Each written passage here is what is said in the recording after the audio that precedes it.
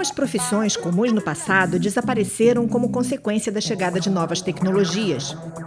As operadoras de telefonia, os ascensoristas, mais tarde atendentes de locadoras de vídeo, profissionais que revelavam fotografias, os datilógrafos e muitas outras.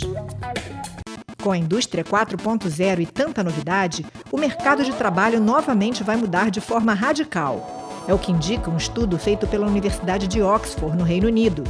E essa mudança já está sendo sentida.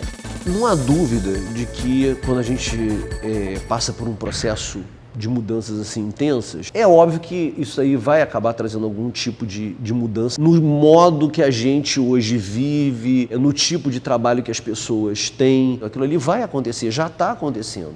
Operadores de telemarketing, caixa de banco e de lojas, profissionais que fazem check-in no aeroporto e atendentes de agências de correios já estão sendo substituídos pela tecnologia. E eles estão entre as 700 profissões listadas na pesquisa como as que terão a maior extinção de postos de trabalho. As maiores candidatas à redução ou desaparecimento são as que exigem apenas lógica ou burocracia. Elas vão dar lugar à inteligência artificial. Com certeza, algumas tarefas, alguns empregos vão ser extintos com isso, com a substituição de sistemas automatizados que podem fazer. Isso, de uma certa maneira, pode criar uma ameaça, mas eu não vejo isso como um grande problema, porque isso, na verdade, é um grande processo de transformação. Pode ser que isso gere desemprego? É possível, né? Mas, mesmo que isso não gere desemprego, vai gerar uma grande pressão, né, para que exista maior qualidade da mão de obra. E isso daí exige reflexão, exige um certo cuidado. A gente também não pode ser, especialmente quando a gente está num papel assim de liderança, não pode ser absolutamente displicente em relação a isso. Do tipo, não, as coisas vão se resolver. Não é bem assim. As profissões que não correm risco de desaparecer são as diretamente ligadas à criatividade e conhecimento específico, como coreógrafos, dentistas e outros profissionais ligados, por exemplo, à saúde. De alguma maneira, alguns empregos, algumas tarefas, elas vão ser alteradas e até mesmo novas oportunidades podem ser criadas. A expectativa que existe por trás dos conceitos de indústria 4.0 é que novos modelos de negócio podem surgir e devem surgir associados à área de serviço, na área industrial. E a presença de startups mergulhadas nesse ambiente se torna fundamental porque dá agilidade e dá competitividade para esses novos modelos de negócio que podem vir a existir.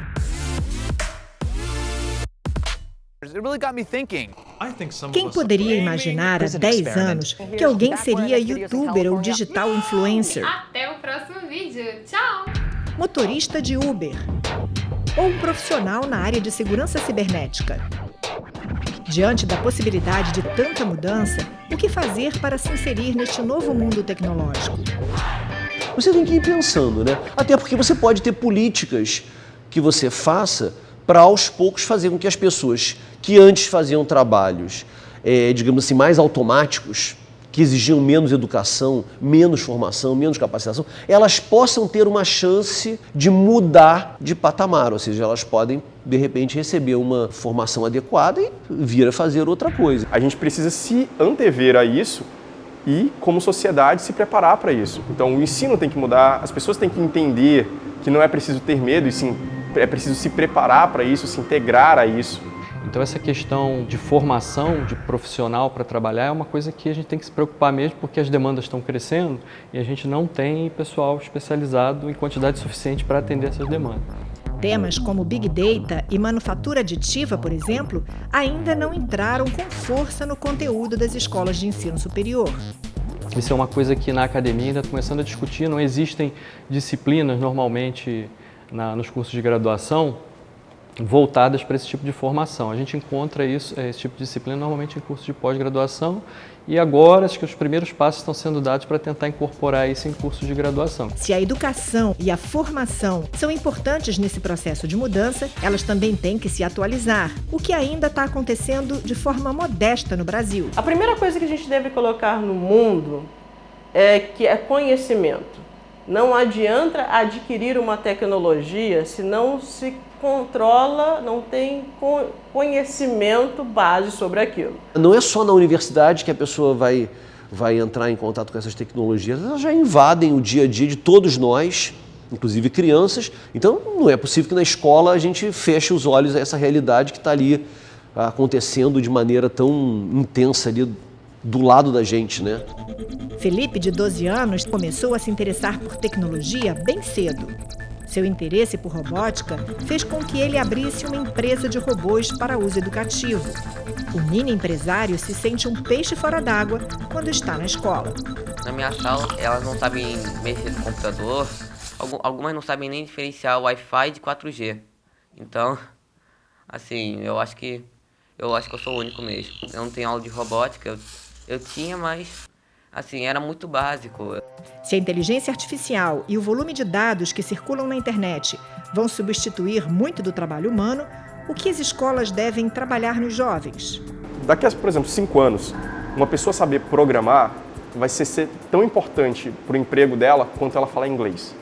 A ideia é que hoje as coisas de programação elas sejam cada vez mais amigáveis para crianças, de forma que algumas escolas hoje em dia no Brasil, tanto públicas quanto privadas, um pouco mais de alto padrão, já introduzem programação na grade curricular. Você pode fazer isso de uma forma de brincadeira, que a criança vai se interessar, então ela vai ver o computador não só como aquela coisa que ela entra, vê o Facebook, vê o Instagram, fala com os amigos e vai embora. Não, vamos brincar um pouco com isso. Tem que ter realmente um incentivo, sabe? A gente aprende coisas durante a graduação, durante o ensino médio, durante tudo, a gente vai aprendendo coisas que, quando juntadas para resolver algum problema, sai alguma coisa. Só não existe esse incentivo, entendeu? Todo incentivo de hoje para a educação está sendo para resolver provas e não é o... Eu acho que não é desse jeito que a gente vai alcançar uma tecnologia mais avançada. Agora, acho que é possível mudar isso. Acho que a gente tem uns elementos legais. Aproximar um pouco as universidades das escolas de nível médio seria uma boa ideia. E depois as de nível médio se aproximarem um pouco das de nível básico, né? E tentar mudar um pouco isso que a gente tem hoje, né? Não dá para você, eu vou preparar o aluno só para o Enem. Nada contra preparar o cara para o Enem, pensar numa coisa mais assim, conceitual, mas essa coisa, ela tá ali, sabe? Não tem como a gente evitar de prestar atenção nela, né?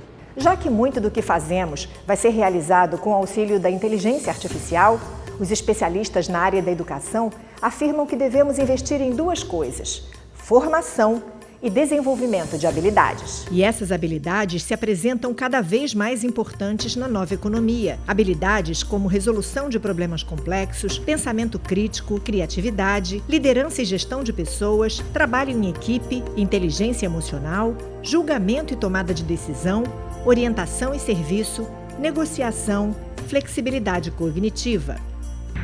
The basics of leadership, communication, teamwork, problem solving, these things are essential skills that students will always need. And in the very fast changing world, I would say one other critical skill is learning how to learn. Because when the knowledge is changing and adapting and growing so fast, all of us must learn continuously. O importante é que haja conscientização de que o mundo está mudando rápido e, para acompanhá-lo, temos que nos adaptar. Mudar a realidade das pessoas é algo muito difícil, né? Não depende só de vontade política, depende da motivação das pessoas, depende de recursos, né? E a gente precisa se adaptar, a olhar para a nossa realidade como é, né? E adaptar a necessidade tecnológica. O Instituto Militar de Engenharia, que tem tradição em inovação, já está preparado para os desafios do presente e do futuro. As metodologias, os laboratórios e projetos desenvolvidos no IME de Engenharia você vai ver na última reportagem da série Indústria 4.0. Quando nós falamos de empreendedorismo dentro de uma escola de formação militar, a gente está preocupado com a inovação, a gente está preocupado de atender ao cliente, seja ele qual for. O IME sempre foi brilhante, foi uma capacidade de pensar um pouquinho fora da caixa. Antigamente o engenheiro mecânico trabalhava só com mecânico, o engenheiro eletrônico com eletrônica, materiais com materiais. Hoje não.